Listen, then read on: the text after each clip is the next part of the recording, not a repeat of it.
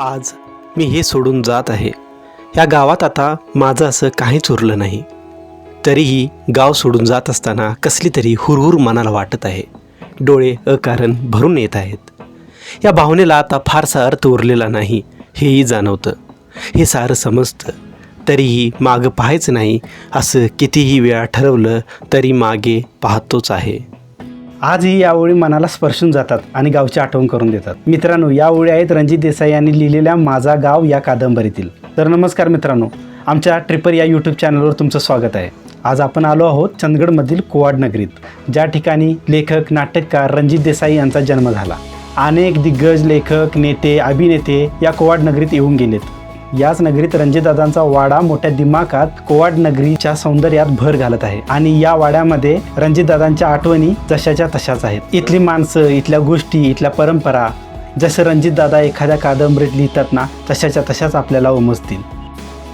रणजित देसाई यांचा जन्म 8 एप्रिल 1928 रोजी कोवाडसारख्या खेड्यागावात झाला. लहान असताना त्यांच्या आईचे निधन झाले आणि त्यांचं सगळं बालपण आणि शालेय जीवन कोल्हापुरात त्यांच्या आजी सुंदराबाई घोरपडे यांच्याकडे झालं. रणजित देसाई यांना संगीताची आवड निर्माण व्हावी, त्यांना कला, साहित्य आणि संस्कृतीची आवड जपता यावी यासाठी त्यांच्या आजीने त्यांना गायन शिकण्यासाठी पाठवू लागल्या. एकदा त्यांच्या आजीने रणजित देसाई यांना विचारले, तुम्हाला कोण व्हायचं आहे? त्या प्रश्नावर रणजित देसाई यांनी उत्तर दिलं, मला लेखक व्हायचं आहे.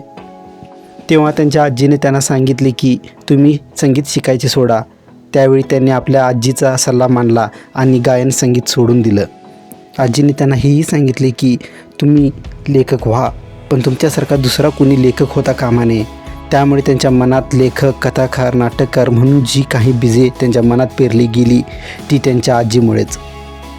रणजित देसाई साहित्याकडे वळले खरे, पण त्यांनी त्यांच्या मनात असलेली संगीताची आवडही त्यांनी सोडली नाही. त्यांना गाणी व भजन म्हणण्याचा जो छंद होता तो त्यांनी जोपासला, तो त्यांच्या आजीमुळेच. रणजित दादांच्या वाड्याचे नाव आहे प्रभुछाया. नावाप्रमाणे या वाड्यातील आणि वाड्याच्या सभोवतालील परिसर मनाला एक वेगळी छाया देऊन जातो. सध्या येथे जानेवारी 2002 मध्ये सार्वजनिक ग्रंथालय सुरू करण्यात आले. याचा लाभ आजही कोवाडमधील नागरिक घेत आहेत. विस्तीर्ण आकाश दाखवणारं आणि मनालाही अवकाश देणारं घर म्हणजे वाडा. मराठी माणसाच्या जिव्हाळ्याचा विषय म्हणजे वाडा. वाड्यामध्ये राहण्याचं जे सुख असतं ना, ते राजवाड्यात राहण्यासारखंच असतं. कलाकृती आणि इतिहासाची ओढ निर्माण होण्यासाठी अशा संग्रहालयाची आवश्यकता असते.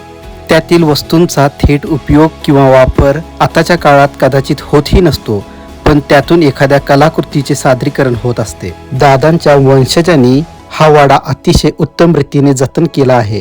हा वाडा सुरेख आणि अजूनही मजबूत आहे. वाड्याचे बहुतांशी बांधकाम पक्क्या सागवानी लाकडात आहे. अनेकांना हे ठाऊकी नसेल, पण रणजितदादा हे 14 गावचे इनामदार होते. स्वतः त्यांनी बांधलेला हा प्रचंड मोठा वाडा, त्यावर शेकडो कामगार काम करत होते. लेखन नाटकात जरा जम बसला की एरवी माणसं आपलं बिराड उचलून पुण्या मुंबईच्या वाटा पकडतात, पण दादांनी अखेरपर्यंत कोवाडमध्ये वास्तव्य केलं. इथल्या मातीच्या सुगंधातूनच आपलं साहित्य फुलवलं. ग्रामीण जीवनाविषयी त्यांना कमालीची आस्था होती. ते अभिमानाने सांगत की आधी मी शेतकरी आहे, नंतर लेखक.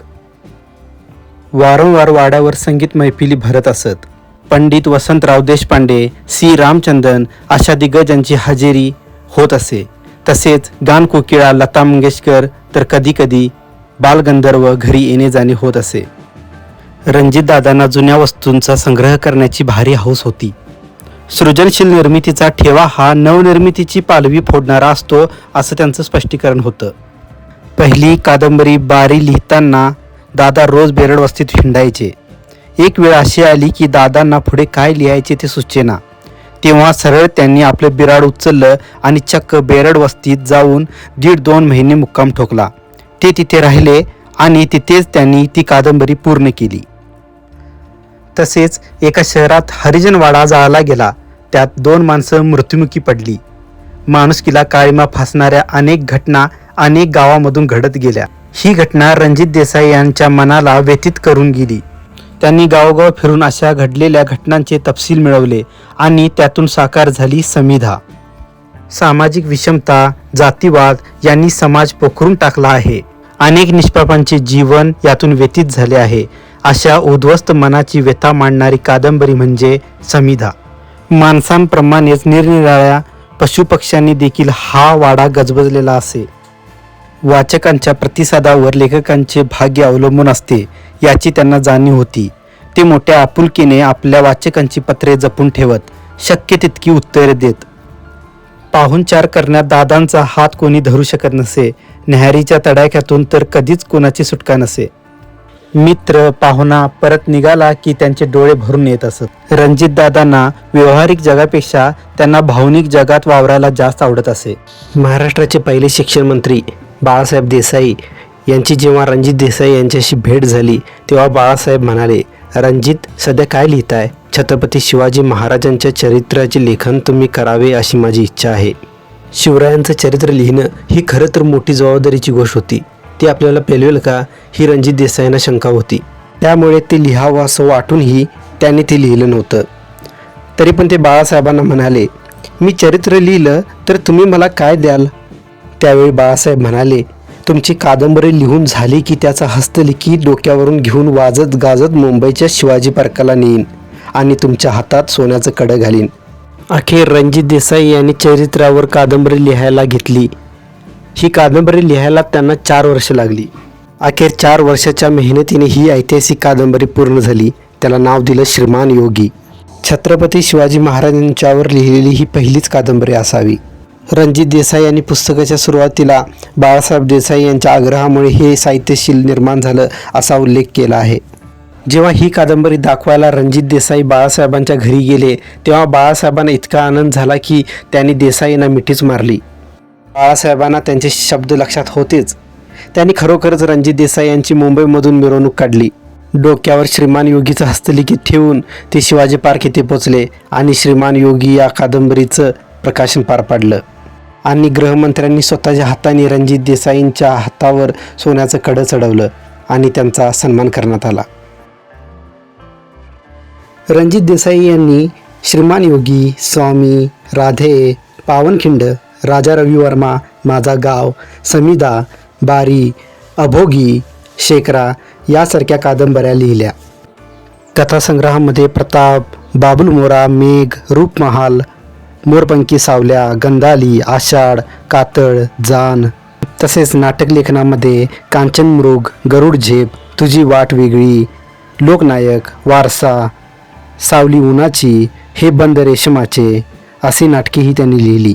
नागिन, रंगरसिया, रंगल्या रात्री अशा, सवाल माझा ऐका या चित्रपटांचे लेखनही रणजितदादांनी केले. दादांचा साहित्य ठेवा नाशिकला हलवण्याची कुसुमाग्रजांची मनापासून इच्छा होती. पण याच मातीतून पुन्हा नवे साहित्य घडावेत यासाठी त्यांनी तो कुवाडमध्ये जपला. रणजित देसाई यांनी अनेक प्रादेशिक साहित्य संमेलनाचे अध्यक्षपद भूषवले. तसेच त्यांना 1963 साली महाराष्ट्र राज्य पुरस्कार, 1963 साली हरिनारायण आपटे पुरस्कार, 1964 साहित्य अकादमी पुरस्कार, 1973ला पद्मश्री पुरस्कार आणि 1990 साली महाराष्ट्र गौरव पुरस्कार मिळाला. 16 कथासंग्रह, 4 चित्रपट कथा, 13 नाटके लिहिणारे दादा वयाच्या 64व्या वर्षी आपल्यातून निघून गेले. शेखरा ह्या त्यांच्या शेवटच्या कादंबरीच्या संदर्भात आनंद यादवांनी लिहिले, दादा गेले आणि त्यांचं एक हिरवंगार हृदय जंगल जळून खाक झालं.